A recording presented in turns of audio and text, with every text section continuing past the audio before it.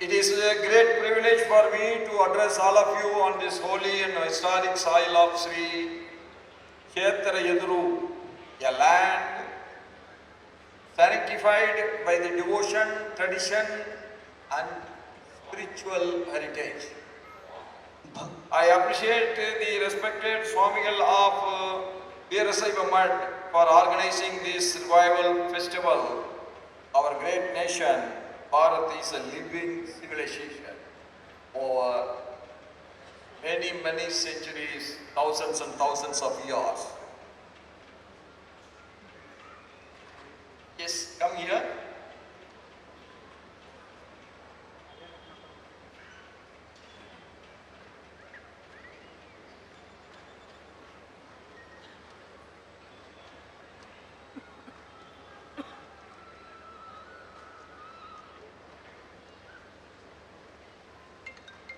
ಭಕ್ತಿ ಸಂಪ್ರದಾಯ ಮತ್ತು ಆಧ್ಯಾತ್ಮಿಕ ಪರಂಪರೆಯಿಂದ ಪವಿತ್ರವಾದ ಈ ಪವಿತ್ರ ಮತ್ತು ಐತಿಹಾಸಿಕ ನೆಲವಾದ ಶ್ರೀ ಕ್ಷೇತ್ರ ಯಡೂರಿನಲ್ಲಿ ನಿಮ್ಮೆಲ್ಲರನ್ನು ಉದ್ದೇಶಿಸಿ ಮಾತನಾಡುವುದು ನನ್ನ ಸೌಭಾಗ್ಯವಾಗಿದೆ. ಈ ಪುನರುಜ್ಜೀವನ ಉತ್ಸವವನ್ನು ಆಯೋಜಿಸಿದ್ದಕ್ಕಾಗಿ ವೀರಶೈವ ಮಠದ ಗೌರವಾನ್ವಿತ ಸ್ವಾಮೀಜಿಯವರನ್ನು ನಾನು ಶ್ಲಾಘಿಸುತ್ತೇನೆ. It is a flow of consciousness that had continued from the Indus Valley to the source of Kanyakumari in the south tip. ಇದು ಸಿಂಧೂ ಕಣಿವೆಯಿಂದ ಕನ್ಯಾಕುಮಾರಿಯ ತೀರದವರೆಗೆ ಮುಂದುವರೆದ ಪ್ರಜ್ಞೆಯ ಹರಿವು. Ours is the land. This is the land where the eternal wisdom of the Vedas was first heard. ವೇದಗಳ ಶಾಶ್ವತ ಜ್ಞಾನವನ್ನು ಮೊದಲು ಕೇಳಿದ ಭೂಮಿ ಇದು.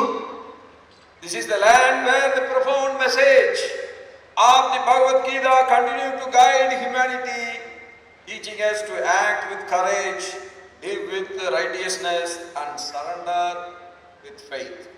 ಭಗವದ್ಗೀತೆಯ ಆಳವಾದ ಸಂದೇಶವು ಮಾನವೀಯತೆಗೆ ಮಾರ್ಗದರ್ಶನ ನೀಡುತ್ತಾ ಧೈರ್ಯದಿಂದ ವರ್ತಿಸಲು, ನೀತಿಯೊಂದಿಗೆ ಬದುಕಲು ಮತ್ತು ನಂಬಿಕೆಯಿಂದ ಶರಣಾಗಲು ನಮಗೆ ಕಲಿಸುವ ಭೂಮಿಯಾಗಿದೆ. Hindu consciousness is not confined to rituals alone. It is a way of life. Hindu ಪ್ರಜ್ಞೆ ಕೇವಲ ಧಾರ್ಮಿಕ ವಿಧಿಗಳಿಗೆ ಸೀಮಿತವಾಗಿಲ್ಲ, ಅದೊಂದು ಜೀವನ ವಿಧಾನವಾಗಿದೆ. Vasudhaiva Kutumbakam is our religion, so nobody can teach us what we should do. We love everyone. ಈ ಆಧ್ಯಾತ್ಮವೇ ಹೇಳುವಂತೆ ವಸುದೈವ ಕುಟುಂಬಕಂ, ಜಗತ್ತೇ ಒಂದು ಕುಟುಂಬ ಎಂಬಂತೆ ಬದುಕುವವರು ನಾವಾಗಿದ್ದೇವೆ. ನಮಗೆ ಯಾರ ಶಿಕ್ಷಣವೂ ಅಗತ್ಯವಿಲ್ಲ. It is the philosophy that sees divinity in rivers, mountains, animals and every human being, whether he belongs to our faith or he belongs to another faith.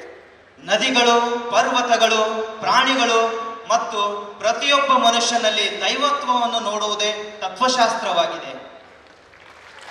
Among its great spiritual traditions, the Veerasaiva Lingayat faith holds a significant place, especially in Karnataka and our neighboring Maharashtra. ಅದರ ಶ್ರೇಷ್ಠ ಆಧ್ಯಾತ್ಮಿಕ ಸಂಪ್ರದಾಯಗಳಲ್ಲಿ ವೀರಶೈವ ಲಿಂಗಾಯತ ನಂಬಿಕೆಯು ವಿಶೇಷವಾಗಿ ಕರ್ನಾಟಕ ಮತ್ತು ನೆರೆಯ ಮಹಾರಾಷ್ಟ್ರದಲ್ಲಿ ಮಹತ್ವದ ಸ್ಥಾನವನ್ನು ಹೊಂದಿದೆ. When I was the governor of Maharashtra, I was surprised to know that 1 crore Lingayats are living in the Maharashtra state. ವಿಶೇಷವಾಗಿ ನನಗೆ ಆಶ್ಚರ್ಯವಾಗುತ್ತದೆ, ಸರಿಸುಮಾರು 1 ಕೋಟಿಗಿಂತಲೂ ಹೆಚ್ಚು ಲಿಂಗಾಯತರು ಈ ಒಂದು ಆಸುಪಾಸಿನಲ್ಲಿ ಜೀವಿಸುತ್ತಿದ್ದಾರೆ ಅಂದರೆ ನನಗೆ ಆಶ್ಚರ್ಯವಾಗುತ್ತದೆ. The Veerasaiva Mutt and the temples of Karnataka have contributed immensely to Hinduism and to our faith and to our society. Veerashaiva ಮಠ ಮತ್ತು ಕರ್ನಾಟಕದ ದೇವಾಲಯಗಳು ಸಮಾಜಕ್ಕೆ ಅಪಾರ ಕೊಡುಗೆ ನೀಡಿವೆ. Be it spiritual, education, culture and social upliftment, the Mutt has touched every sphere of our life.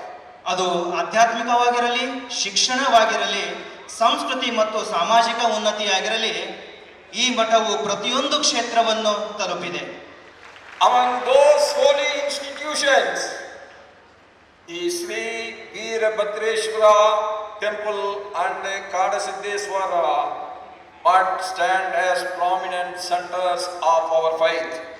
ಈ ಪವಿತ್ರ ಸಂಸ್ಥೆಗಳಲ್ಲಿ ಶ್ರೀ ವೀರಭದ್ರೇಶ್ವರ ದೇವಾಲಯ ಮತ್ತು ಕಾಡಸಿದ್ದೇಶ್ವರ ಮಠವು ನಂಬಿಕೆಯ ಪ್ರಮುಖ ಕೇಂದ್ರಗಳಾಗಿವೆ. Situated on the banks of the river Krishna in Belgavi district, this place is the holy pilgrimage center, attracting thousands and thousands of devotees every day. Belagavi ಜಿಲ್ಲೆಯ ಕೃಷ್ಣಾ ನದಿಯ ದಡದಲ್ಲಿರುವ ಈ ಸ್ಥಳವು ಪ್ರತಿದಿನ ಸಾವಿರಾರು ಭಕ್ತರನ್ನು ಆಕರ್ಷಿಸುವ ಪವಿತ್ರ ಯಾತ್ರಾ ಕೇಂದ್ರವಾಗಿದೆ. I am told that the profound mythological significance of this place rooted in the story of Dakshina Yagnam. ದಕ್ಷ ಯಜ್ಞದ ಕಥೆಯಲ್ಲಿ ಬೇರೂರಿರುವ ಈ ಸ್ಥಳದ ಆಳವಾದ ಪೌರಾಣಿಕ ಮಹತ್ವವನ್ನು ನನಗೆ ತಿಳಿಸಲಾಗಿದೆ. It is believed that the holy Yagnam pit site is the present day Sri Veerabhadrashwara temple at Yaduru. ಪವಿತ್ರ ಯಜ್ಞಕುಂಡದ ತಾಣವು ಇಂದಿನ ಶ್ರೀ ಕ್ಷೇತ್ರ ಯಡಿಯೂರಿನಲ್ಲಿರುವ ಶ್ರೀ ವೀರಭದ್ರೇಶ್ವರ ದೇವಾಲಯವಾಗಿದೆ ಎಂದು ನಂಬಲಾಗಿದೆ. Guided by divine grace and profound spiritual vision, Sivayogi Sri Kadasiddheswar Swamiji rediscovered the buried holy site and had remained hidden beneath the sands of that time. ದೈವಿಕ ಕೃಪೆ ಮತ್ತು ಆಳವಾದ ಆಧ್ಯಾತ್ಮಿಕ ದೃಷ್ಟಿಯಿಂದ ಮಾರ್ಗದರ್ಶಿತರಾದ ಶಿವಯೋಗಿ ಶ್ರೀ ಕಾಡಸಿದ್ದೇಶ್ವರ ಸ್ವಾಮಿಗಳು ಕಾಲದ ಮರಳಿನ ಕೆಳಗೆ ಅಡಗಿದ್ದ ಮುಚ್ಚಲ್ಪಟ್ಟಿದ್ದ ಪವಿತ್ರ ಸ್ಥಳವನ್ನ ಪುನಃ ಕಂಡುಹಿಡಿದರು.